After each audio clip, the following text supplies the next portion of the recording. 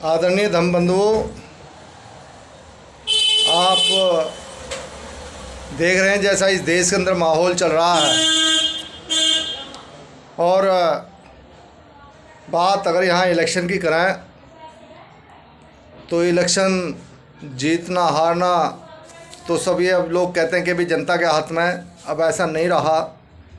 अब तो जो हमारे यहाँ पर जो चुनाव आयोग के द्वारा ईवीएम मशीन जारी की गई है, ईवीएम मशीन से चुनाव होते हैं। अब तो ईवीएम के हाथ में है चुनाव किसको जिताना किसको हराना। और ये बात बिल्कुल सत्य है, इसमें कोई झूठी बात नहीं है।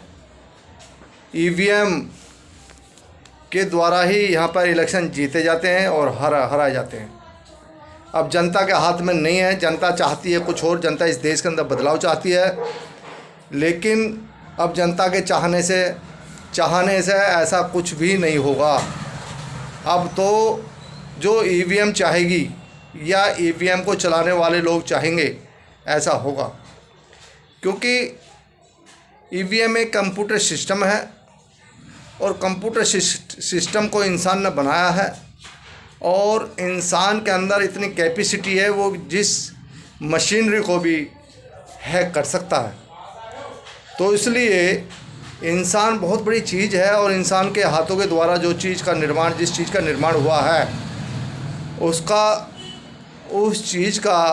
उस यंत्र का इंसान को पता है कि इसका कैसे सदुपयोग किया जाएगा और कैसे दुरुपयोग किया जाएगा। इसलिए अब ईवीएम जिसको चाहेगी उसको हराएगी, जिसको जिताना चाहेगी उसको जिताएगी। लेकिन अब बात आती है ईवीएम मशीन हटे कैसे। ईवीएम मशीन का एक ही तरीका है। अगर इस देश की जनता सड़कों पर आ जाए, इस देश की जनता एक आंदोलन करे, अगर आप चाहो कि भाई नेता इस काम को करेंगे, नेता कोई इस काम को नहीं करेगा। नेताओं को तो वोट चाहिए और आंदोलन आप करेंगे, लेकिन नेता लोग उसमें फ़ायदा उठाएंगे। ये नेता तो ऐसा भी नहीं करेंगे। अगर कोई आदमी इस मामले को लेकर के रोड पर जन आंदोलन करे, जनता का नेतृत्व करे, उस आंदोलन का नेतृत्व करे, तो मैं समझता हूँ कोई पार्टी ऐसी नहीं होगी।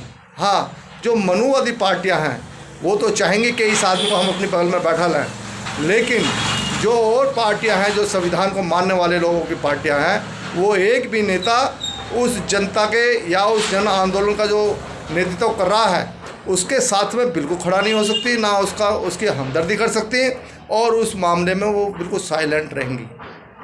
ऐसा मेरा मानना है।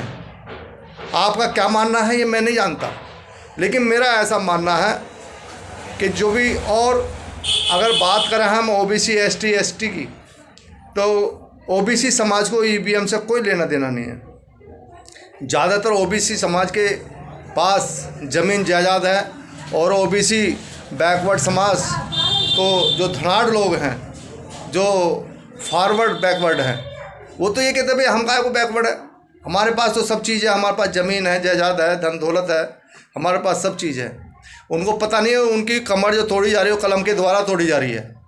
लेकिन जो ऐसी समाज का आदमी है, ऐसी समाज में भी जाटो समाज, खट्टी को कोई लेना देना नहीं है, धोबी कोई लेना देना नहीं है, पासी कोई लेना देना नहीं है, थोड़ा बहुत जागरूक हुआ वाल्मीकि समाज, ये लोग ही आंदोलन कर सकते हैं, आंदोलन करने में सक्षम है। लेकिन इनका साथ कौन देगा? इनका साथ देने के लिए कोई भी तैयार नहीं है। और जब ये लोग आंदोलन पर आएंगे, आंदोलन करेंगे, तो ये अकेले खड़े दिखाई देंगे। ऐसा नहीं है कि आंदोलन नहीं कर सकते।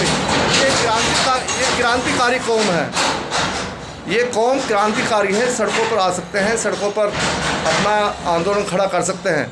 लेकिन ये हमारे नेताओं को सोचना पड़ेगा कि आखिर इनका साथ दें ना दें। आपने देखा जब 11 महीने का मामला था, 11 महीने के मामले में जब किसान लोग बैठे हुए थे, 26 जनवरी की रात को राकेश टिकैत को उठाने की तैयारी चल रही थी, तो पूरे मुजफ्फरनगर के लोग, जिस घर में ट्रैक्टर ट्रॉली थे, उस घर के अंदर ट्रैक्टर ट्रॉली खड़ी दिखाई नहीं दी। वो ट्रैक्टर ट्रॉली रातों रात सड़कों पर आ गई और गाजीपुर के लिए पलायन कर दिया। उस कास्ट का एक आदमी था, आज इस दुनिया में नहीं है। उसने अपने बेटे को तभी राकेश टिकैत का पास भेजा कि आप जाइए, और पूरी मशीन को हिला दिया। उसने कहा अगर इसको कुछ हो गया तो यहाँ बहुत बड़ा कोहराम हो जाएगा इस देश के अंदर।